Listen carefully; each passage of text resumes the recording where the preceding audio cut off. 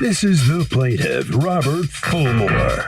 He says he brought his car to the defendant to get it repaired, and the defendant promised him the car would be fixed in 1 week. Well, the guy gave him the runaround for months. He had to rent a car due to the defendant's ineptitude, and he's here suing him for the $1,772.66 he's owed.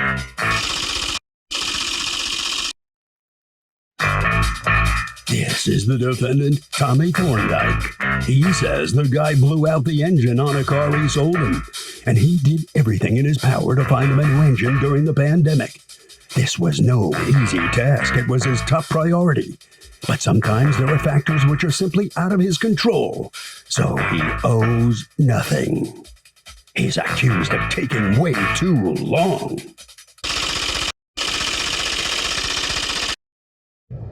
All parties, please raise your right hands. Welcome back to the People's Court. Next case on the docket. The plaintiff says that he brought his car to the defendant's shop and says the guy took months and months to fix it, so he wants to be reimbursed for his rental car costs. Now, the defendant says he did everything in his power to find a new engine for the guy's car and explained to him there was a pandemic going on, so it might take a while. It's the case of a car catastrophe. Thank you, Douglas. You're welcome. Mr. Fulmore, you are suing Whiz Autos Service Center, represented here by Mr. Thorndike. You're the controller? Yes, ma'am. Okay. For $1,772.66 in car rental fees that you feel they should have to pay you, as well as some inspection invoices. All right. Had you bought your car from them? Yes. You leased it or bought it? I leased it. I financed it. Wait, I'm confused. You said financed and leased. Is this a lease car or is this a car that was financed, Mr. Thorndike? It was purchased and financed. Purchased and financed, so it's not leased. Okay, all right. You had a problem with the car on March 24th. What was the problem you had with the car? The engine had blew. Okay, so you called them because what? Is it under warranty? Yes, it's under my extended warranty. Okay. And is there any question, Mr. Thorndike, that it was under warranty? It's under a third-party smart auto care warranty, yes. That you sold them? Yes.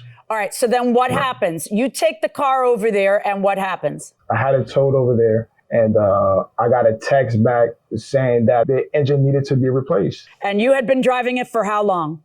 Like a year. At that time, it was a year. Okay, so you leave it there because you have an extended warranty. They say they're going to repair it, and what happens? They said they're going to repair it. They told me just wait and see what the warranty company do as far as a rental. And I just been waiting. Well, did you have the kind of warranty that paid for a rental? Yes. Can I see it? Yes. See, typically, the people who are repairing your car have an obligation to repair your car under the warranty, right? Which is a third-party warranty. It's not from them. They sold it to you, but it's a third party. It's called ASC that has the warranty on it.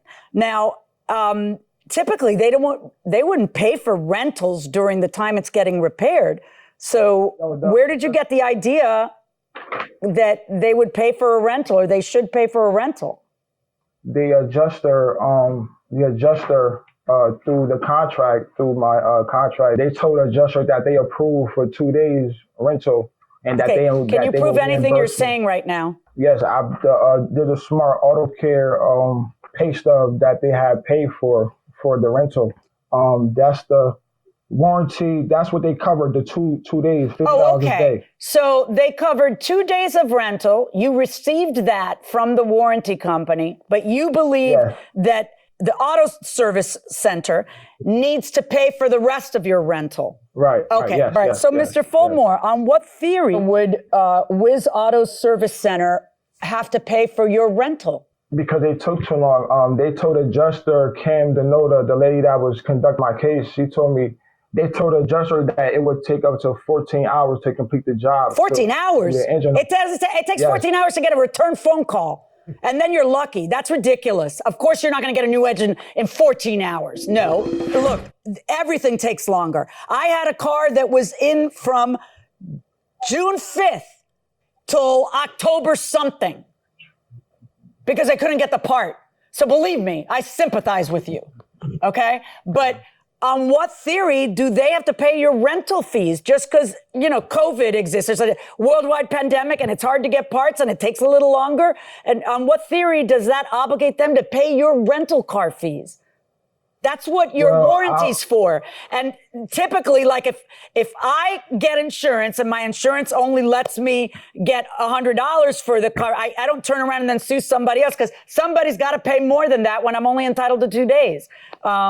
So no, I don't find that they're responsible for your car rental fees. But now there's two things you're suing for that do concern me. What is this? The Honda inspection invoice and Hyundai inspection invoice. Tell me about that. Well, after they put the engine in and I took it to different places to get a different perspective. So are we talking about after August 3rd when you picked it up? Yes. Okay, what happens? The car started leaking. It was the valve covering gasket was leaking, and I kept taking it to Wiz Autos, and they keep telling me there's no leak. So that's why I got those other invoices.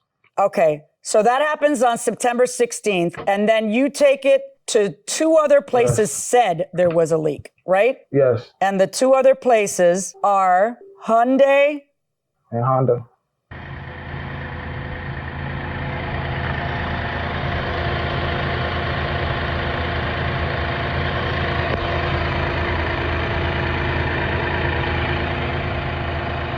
Do you have anything in writing from Wiz Auto Service Center saying there's nothing wrong with your car, Mr.? No, I don't have nothing. Okay, you should always get, like in cases like this, you should always get some proof that they are, you have to get something from them every time they talk and get something in writing that says what they're telling you. But Mr. Thorndike, I ask you, what possible reason would he have to seek the other point of view to prove to you there's something wrong unless somebody from there is saying, there's nothing wrong, there's nothing wrong. There would be no motivation to do that. I find that I'm going to order Wiz Auto Service Center to pay for the two estimates that say there's something wrong with the engine. That's the $220.23. I am not going to order them to pay anything for car rental. That's not their obligation. It's just not. So I'm finding in favor of the plaintiff in the amount of $220.23. Verdict for the plaintiff. So the plaintiff recovers a small bit of what he was seeking here in the People's Court, $220, but he does not get the rental car fees back of $1,772. Mr. Thorndike, I'm sure you're relieved the fact that you're not on the hook for his car rental fees. That's not a shock to you at all, is it? I mean, you knew that was going to happen, right? We specifically exclude that, yes. Yeah, exactly. Okay. Let's talk to the plaintiff now. Mr. Fulmore, I'm sure you're disappointed that you're not getting the rental car fees back, but do you understand why the judge made that decision? Absolutely. Well, you are going to get the money back for those estimates. How's the car doing now, by the way? Is still smoking? What's the story now? They told me if it's still smoking within a few weeks or so, bring it back and get it fixed. That's all they said. All right. Well, it's under warranty. That's what you can do. Keep going back. They'll have to keep fixing it. All right. Yeah. Good luck. Okay. That'll wrap it up for this case. Hopefully his problems are over now. Let's hope so anyway. Harvey? Well, Doug, it's as simple as this. The deal did not provide for car rental reimbursement. This is something you can negotiate up front, but not after the fact. Hello, judges. You mentioned contractors being bad at showing up or not communicating with you. Did you yourselves have a bad experience or a funny one? We've had contractors who came to our house to do small jobs that might have been, $500 or less jobs, who did $1,000 damage backing out of the driveway, hit the fence, or they'll bring a truck in and the truck drops brake fluid, transmission fluid, power steering fluid, or the plumber, oil, the keys. something, and it's all over the driveway. I'm like, oh crap! Now the plumber who fixed the cap with something that's too painful to talk about. Too painful to talk about, right? The entire house was destroyed. Right. To change a water heater because it was a vacation place. We didn't live there, so we didn't know about it till a neighbor notified us the next day. Right. That's a whole another nightmare. But they'll do damage to your place if you're not on top of stuff. I mean, it cost us time and money to just degrease the driveway to get rid of the stain. It was more than the cost of the work. So yes, whenever you are dealing with a contractor, you want to get everything in writing. Right. You want everything as much broken detail down as you can get. in detail of what is included and what is not included.